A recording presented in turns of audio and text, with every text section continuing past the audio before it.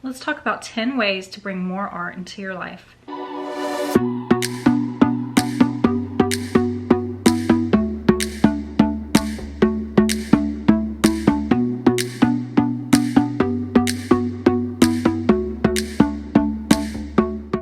Number 1 is books. Here are a few of my suggestions, and you can go down any path you want with art books. First book that I want to recommend is The Secret Book of Frida Kahlo.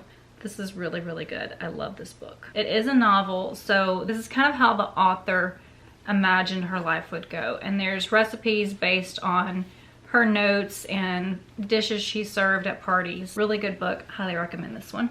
The next one is Off the Wall, a portrait of Robert Rauschenberg. This one is really interesting. This goes pretty in depth about how Rauschenberg lived and who he hung out with, the music that he listened to. Definitely recommend this one. And if you want to read about more current artists, is A Big Important Art Book. This is one that I kind of just flip through and read a little bit.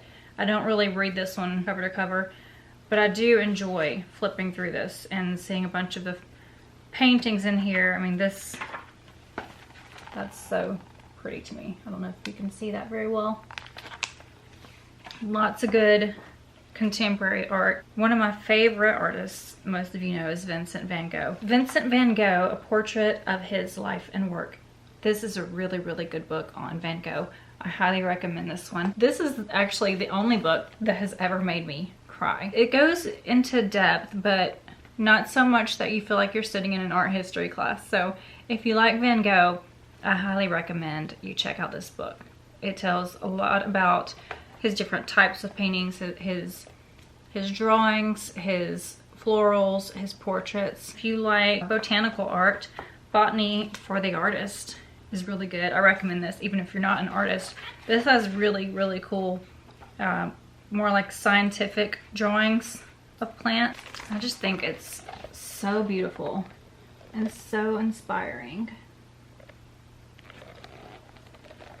I mean, there's just so much to look at in here. I mean, this is a drawing. How pretty is that? Number 2, watch a documentary. There's so many documentaries online. You can find them on Netflix, Amazon, HBO, YouTube, you name it. Everybody's got art documentaries. So one documentary that I liked was called The Price of Everything. And I watched that with some artist friends several months back, and it was really, really good. I believe that's on HBO. And then another one that I really liked was called American Animals. It's really cool. I love art heist documentaries, and this is a really good one. Just Google art documentaries on Netflix or Amazon, whatever streaming service you have, and see what's available. So another way to bring more art into your life and to find more inspiration is to art journal. Even if you're not an artist, coloring or drawing, even scribbling is so relaxing, and it's a great stress reliever. And if you're feeling anxious, pick up a coloring book. Another type of art journal that I recommend is buying just a pack of these really inexpensive plain white journals, and they look like books. So you could actually make a book. You could paste pictures in here, cutouts from magazines, whatever you want. You can just scribble in it. If you just want a book just to scribble in, just to reduce some stress, by all means, grab some of these cheap ones and go at it. Another journal that I like if you really like to draw is the Leda Art Supply journal. Now it comes with this little band, which I like because it keeps it closed when it's in your bag. It's also kind of flexible. It's about the same size as the Moleskine books. The inside is more of a cream color paper, and it's thin and smooth. It's really, really good to draw on. I have painted in this, and it buckles with paint, but you know, who cares? It's a lot of fun. I really like this sketchbook. It's a really good one. Another journal that I really like is my watercolor journal. I actually had this made by Masada Leather. Irvin over at Masada made this for me, and on the inside he's got this pocket where I can keep watercolor drawings or pencil drawings, and this side actually unsnaps, and I keep all of my blank paper here.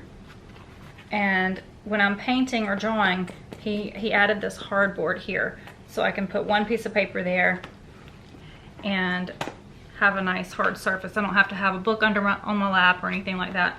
So I really, really love this book. This is the one that I take with me traveling most of the time now, just because I like to work on separate pieces of paper, especially if I'm painting with watercolors. Watercolor notebooks are nice, but I like to work on more than one at a time. So I'll paint on one and then I'll set it to the side, and while it's drying, I start another one, kind of go back and forth. So that's why I like working on separate sheets of paper. If you're into fashion design or interior design, you can cut pieces from magazines and glue them in. You can write what you like about them. This was actually a shirt that I cut out, and it looked like a big stage light to me, and these look like the performers, so that was fun. And this is a really fun and easy way to gather inspiration, especially if you like to redecorate often and that's not really an option. You can just use your journal and satisfy that itch to decorate. Another thing I recommend is to watch YouTube videos such as this one. If you have a piece of art in your home that you really love, look up on YouTube how that particular piece was made. If you have a block print, look up how a block print's made. You'll find out how much work that artist actually put into your vase that you love so much. Learning more about the art that's in your home and how it was made makes it more of a conversation piece than just saying, oh, it's just a pretty vase that I bought. Okay, another idea is to close your eyes, blindfold yourself, and have a friend or your kid tell you what to draw. You know, they can say things like, okay, draw an elephant, or draw a line, draw 4 circles, draw 2 squiggly lines, whatever you want to do. And do this for about 10 minutes and just completely cover the page. Don't look at it until you're completely done.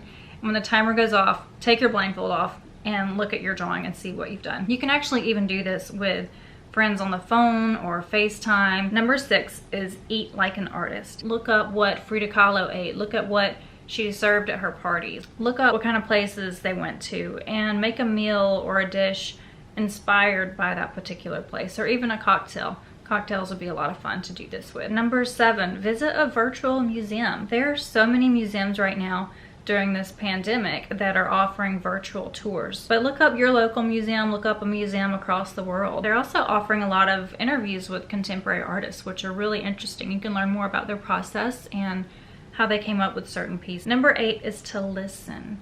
So I like to find out what different artists listen to, not just when they're painting, but in their day-to-day life as well.